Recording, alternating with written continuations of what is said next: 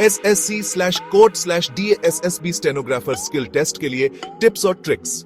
नमस्कार दोस्तों, स्वागत है आपका मेरे चैनल पर और आज का टॉपिक है SSC, कोर्ट और DSSSB स्टेनोग्राफर स्किल टेस्ट। अरे हाँ, आपने सही सुना, तो तैयार हो जाओ अपने नोटबुक और पेन के साथ, क्योंकि आज हम सीखेंगे कैसे क्रैक करेंगे एग्जाम, वो भी बिल्कुल फिल्मी स्टाइल में। तो भाइयों और बहनों, सबसे पहले तो यह समझ लो कि स्टेनोग्राफर स्किल टेस्ट कोई हंसी मजाक नहीं है। यह है असली टैलेंट का इम्तिहान। यहां आपको दिखानी होगी अपनी स्पीड, अपनी एक्यूरेसी और अपनी अद्भुत क्षमता शब्दों को हवा से पकड़कर कागज पर उतारने की। लेकिन टेंशन लेने का नहीं, देने का, क्योंकि आज मैं आपके साथ शेयर करने वाला हूं वो सब कुछ जो मैंने अपनी जर्नी में सीखा है। तो ध्यान से सुनना और नोट करते रहना। अब देखो, डिक्टेशन शुरू करने से पहले वार्म अप तो बनता है ना, तो सबसे पहले तो अपनी उंगलियों को स्ट्रेच कर लो, जैसे कोई धावक रेस से पहले करता है। उसके बाद अपना हथियार उठाओ। नहीं नहीं, असली वाला नहीं, अपनी शॉर्ट हैंड नोटबुक की बात कर रहा हूं। और हां, साधारण कॉपी किताब से काम नहीं चलेगा यहां। स्टेनोग्राफी के लिए तो स्पेशल नोटबुक ही चाहिए, जैसे क्रिकेट के लिए स्पेशल बैट होता है। और पेन भी ऐसा रखना जो रेसिंग कार की तरह भागे, ताकि तुम्हारी स्पीड में कोई कमी ना आए। अब जब डिक्टेशन शुरू हो जाए तो अपने कान खोलकर रखना, जैसे कोई भूखा शेर अपने शिकार की आहट सुनता है। हर शब्द को ध्यान से सुनना और अपनी नोटबुक पर उतारते जाना, जैसे कोई चित्रकार अपने कैनवास पर रंग भरता है। और सबसे महत्वपूर्ण बात, अपने आउटलाइन को छोटा और तेज रखना, जैसे कोई सुपर हीरो अपनी स्पीड से सबको हैरान कर देता है। डिक्टेशन खत्म होते ही अपनी नोटबुक को ऐसे थामना जैसे तुमने दुनिया जीत ली हो। लेकिन अभी पार्टी शुरू नहीं हुई है। अभी तो पढ़ना है अपने ही लिखे हुए शब्दों को और उनमें से गलतियों को ढूंढना है, जैसे कोई जासूस अपने केस के सुराग ढूंढता है। अगर कोई शब्द गलत लिख गया है तो उसे ऐसे मिटाओ जैसे वो कभी था ही नहीं। और हां, अपने आउटलाइन को इंप्रूव करने की कोशिश करते रहना, ताकि अगली बार और भी बेहतर परफॉर्म कर सको।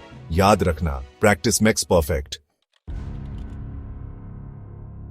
अब आता है असली खेल, ट्रांसक्रिप्शन। यहां आपको अपनी शॉर्ट हैंड नोट्स को कंप्यूटर पर टाइप करना होता है, वो भी बिजली की रफ्तार से। इसके लिए जरूरी है कि आपकी टाइपिंग स्पीड जबरदस्त हो। इसलिए रोजाना टाइपिंग की प्रैक्टिस करो, जैसे कोई पियानो वादक अपने हाथों को मेहनत से रियाज करवाता है। और हां, सिर्फ स्पीड ही काफी नहीं है, एक्यूरेसी भी उतनी ही जरूरी है। गलत टाइप करने से तो बेहतर है कि टाइप ही ना करो। और हां, अगर ट्रांसक्रिप्शन जल्दी खत्म हो जाता है तो अपने आप को शाबाशी देने के बजाय अपने काम को एक बार फिर से चेक करो। हो सकता है कि तुमने कोई छोटी मोटी गलती कर दी हो जो तुम्हारे मार्क्स कम करा सकती है। तो भाइयों और बहनों, एग्जाम देने के बाद रिजल्ट का इंतजार करना तो बनता है, लेकिन रिजल्ट आने के बाद क्या? अगर अच्छे मार्क्स आए तो पार्टी बनती है, लेकिन अगर मार्क्स कम आए तो क्या करोगे? घबराना नहीं, अपनी गलतियों से सीखो। जिन शब्दों को लिखने में दिक्कत हुई थी उनकी प्रैक्टिस करो। और हां, अपनी स्पीड को धीरे धीरे बढ़ाओ, जैसे कोई कार धीरे धीरे अपनी स्पीड पकड़ती है।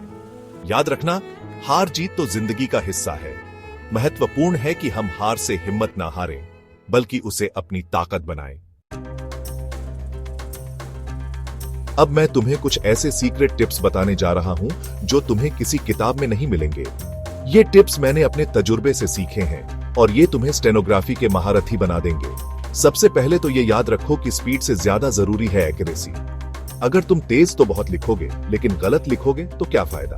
इसलिए पहले अपनी एक्यूरेसी पर ध्यान दो, स्पीड तो धीरे धीरे आ ही जाएगी। दूसरा टिप यह है कि रोजाना अखबार पढ़ो। हाँ, तुमने सही सुना, अखबार पढ़ने से तुम्हारा वोकैबुलरी इंप्रूव होगा और तुम्हें नए नए शब्द सीखने को मिलेंगे। स्टेनोग्राफर बनने के लिए सिर्फ दिमाग तेज होना ही काफी नहीं है, शरीर भी स्वस्थ होना जरूरी है। क्योंकि अगर शरीर ही स्वस्थ नहीं होगा तो दिमाग कैसे काम करेगा?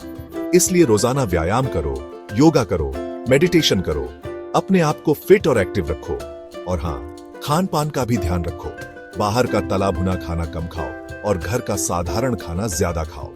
और सबसे जरूरी बात, पॉजिटिव रहो, खुश रहो, मुस्कुराते रहो, क्योंकि जब तुम खुश रहोगे तो तुम्हारा दिमाग भी तेज चलेगा और तुम स्टेनोग्राफी में भी बेहतर परफॉर्म कर पाओगे।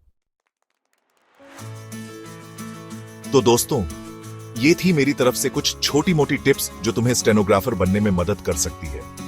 याद रखना, सफलता का कोई शॉर्टकट नहीं होता। सफलता पाने के लिए कड़ी मेहनत, लगन और समर्पण की जरूरत होती है। अगर तुम मेहनत करोगे तो तुम जरूर सफल होगे। और हाँ, अगर तुम्हें मेरी ये वीडियो पसंद आई हो तो इसे लाइक करना, शेयर करना और मेरे चैनल को सब्सक्राइब करना मत भूलना। मिलते हैं अगली वीडियो में। तब तक के लिए अपना ध्यान रखो और खुश रहो।